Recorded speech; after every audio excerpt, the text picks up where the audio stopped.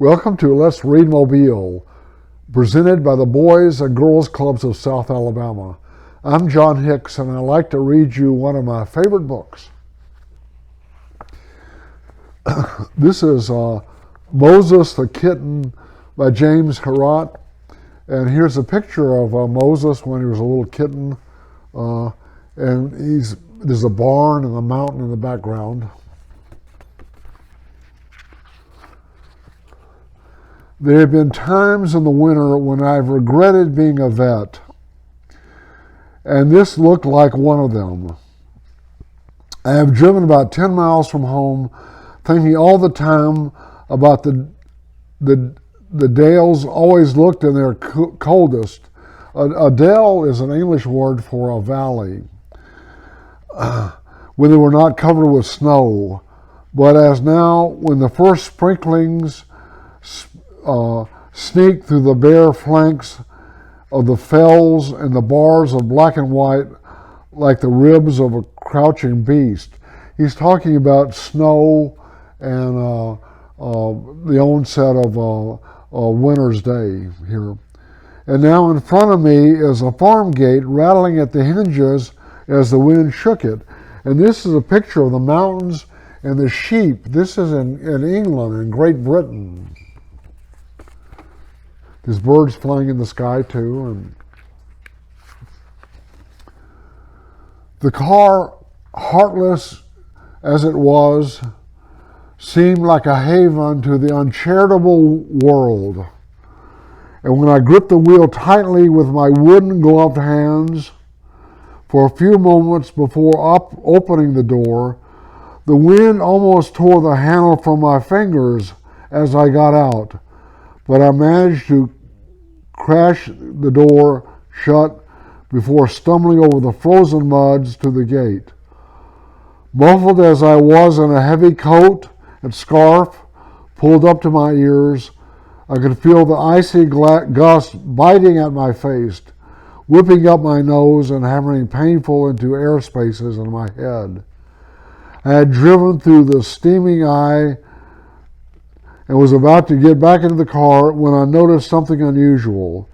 There was a frozen pond just off the path and among the rime limb covered rushes which fringed the dead occupancy of the surface of a small object that stood out shiny and black. And here's the gate he's talking about, and there's his car. And what he's seeing here beside the wall is a little black kitten right here. See the little black kitten?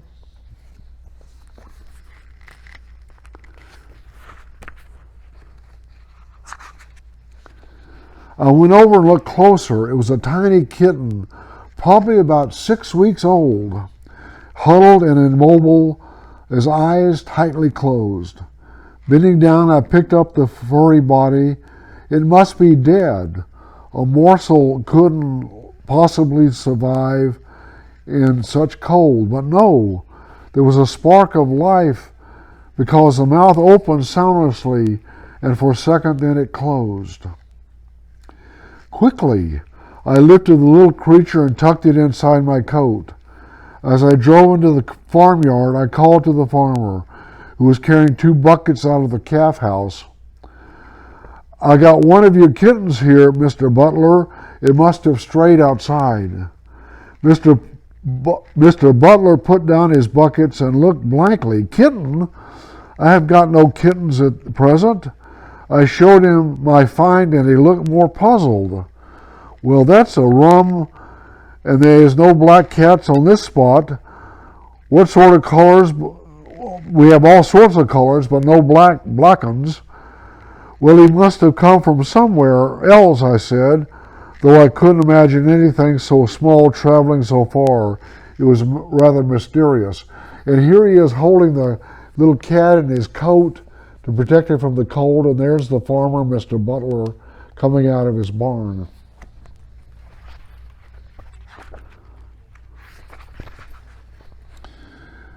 I held the kitten out and engulfed it with his big, rough work hands. Poor little beggar, he's only just alive. I'll take him into the house and see if the missus can do anything for him.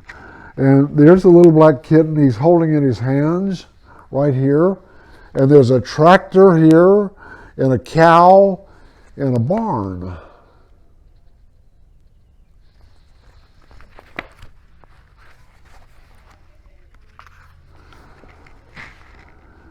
In the farm kitchen, Mrs. Butler was all concerned. Oh, what a shame. She smoothed back the bed-ragged hair with one finger, and it's got such a pretty face. She looked up at me. What is it, anyway, a him or her? I took a quick look behind the hind legs. It's a tom. Right, she says. I'll get some warm milk into him, but first of all, we got to get him out of the cold. First of all, we'll give him the old cure. She went out to the fireside oven and with a big black kitchen range and opened the door and popped him inside. She put him to warm him up. I smiled. It was a classic procedure when a newborn lambs were found suffering from cold and exposure. Into the oven they went. With the results were often dramatic. Mrs. Butler left the door partly open, and I could see the little black figure inside. He didn't seem too much to care for what was happening to him. And there's the little kitten in the oven warming up.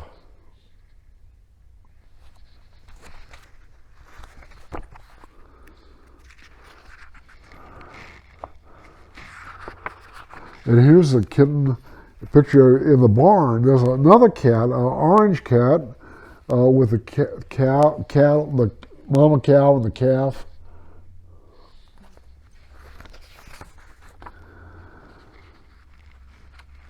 I spent the next hour in the briar wrestling with the hind feet of a cow. Well, I must have skipped a page. Hold on. No, I didn't. The cleats were overgrown and grossly misshapen and upturned, causing the animal to hobble along on her heels. My job was to pare and hack away at the excess horn with my long-held opinion that the hind feet of a cow were never meant to be handled by man was thoroughly confirmed. And the reason is cows don't like to have their hind feet messed with them. We had a rope around the hock and the leg pulled over a beam in the roof, but the leg still was out back and forth while I hung on till my teeth rattled. He's trying to hold on to the back leg of the cow. By the time I had finished, the sweat was running into my eyes, and I had a quite forgotten cold day outside. See, he's trying to hold the cow to help the back hooves. And here's the black kitten, and there's the mama cow in the barn.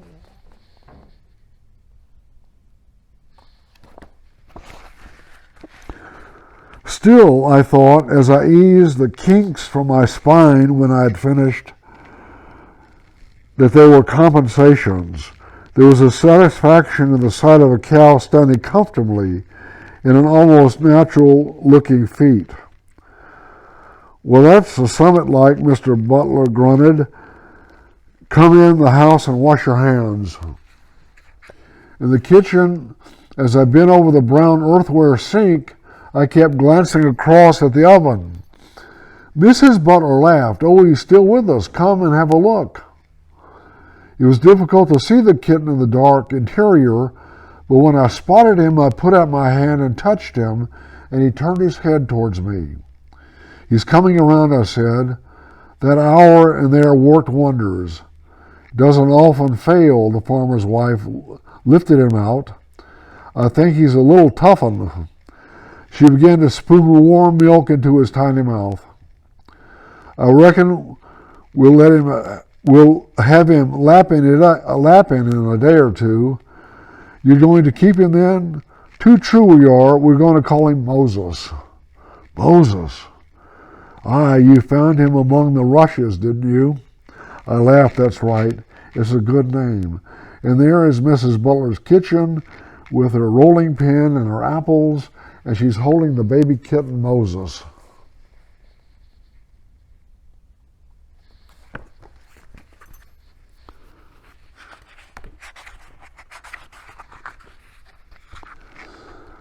It was on Mr. Butler's farm about a fourth night later, that's 2 weeks, that I kept looking around for Moses.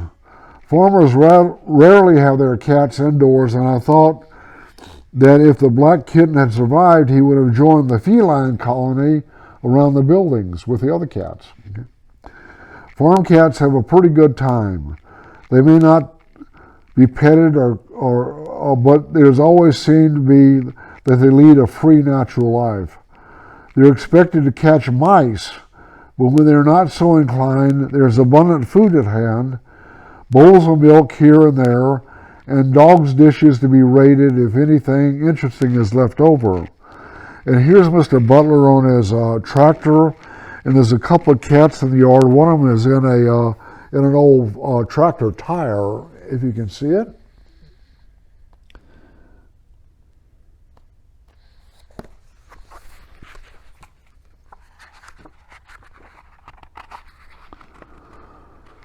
I finished drying my arms and was about to make a casual reference to the kitchen when Mrs. Butler handed me my jacket. "Come around here with me, and if you've got a minute," he said, Mr. Butler, "I've got something to show you." I followed him through the door at the end and across the passage into a long, low-roofed piggery where they keep pigs. He stopped at the pen about halfway down and peeked inside. "Look here," he said. He's British. I leaned over the wall, and my face must have shown my astonishment because the farmer burst into a shout of laughter. "That's a summit new for you, isn't it?" And there's the going into the pigsty, or the pig house, I guess, and there's a mama cow feeding her 2 baby calves.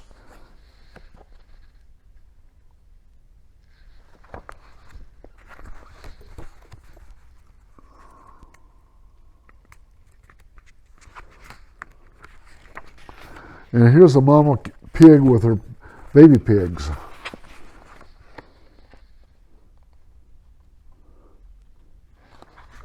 Mama's feeding them, letting them nurse.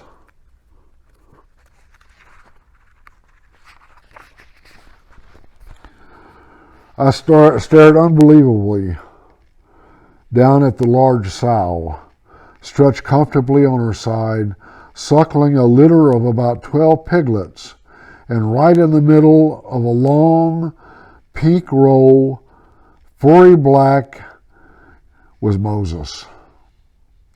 He had a teat in his mouth and was absorbing the nourishment with the same rapt enjoyment as his smooth-skinned fellows on either side. "What the devil?" I gasped. Mr. Butler was still laughing. I thought I'd never seen anything like that before. I never had. Anyway. But how did it happen? I still couldn't drag my eyes away. "It was Mrs.'s idea," he replied. "When she got out the little young lapping milk, she took him out to find a right warm spot for him in the buildings. She settled on this pen because the sow Bertha had just had a litter, and I had a heater, and it was grand and cozy." I nodded. "It sounds just right." And here's Moses with the little pigs, with the mama pig nursing them all.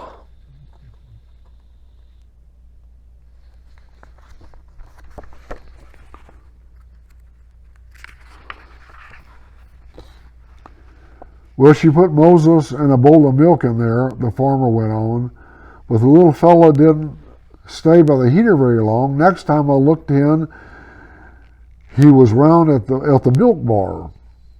I shrugged my shoulders.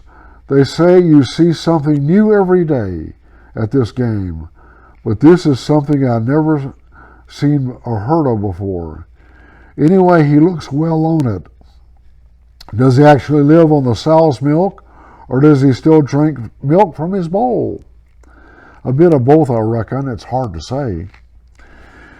Anyway, whatever mixture Moses was getting, he grew rapidly into a sleek, handsome animal with an unusually high gloss on his coat, which may or may not have been done due to his porcupine elements of his diet. And here's Moses with the other cats on the farm, and there's a hay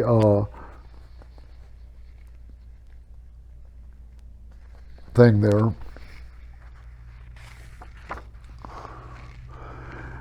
And it stayed that way over all the years. Often he would be right inside the pen, rubbing himself happily with the comforting bulk of the sow, the mama pig.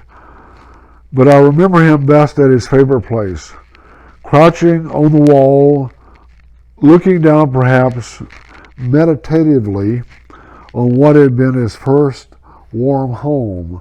And there's Moses when he was a grown cat.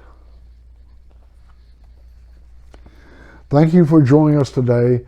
Don't forget to watch us next time. Until then, let's read Mobile.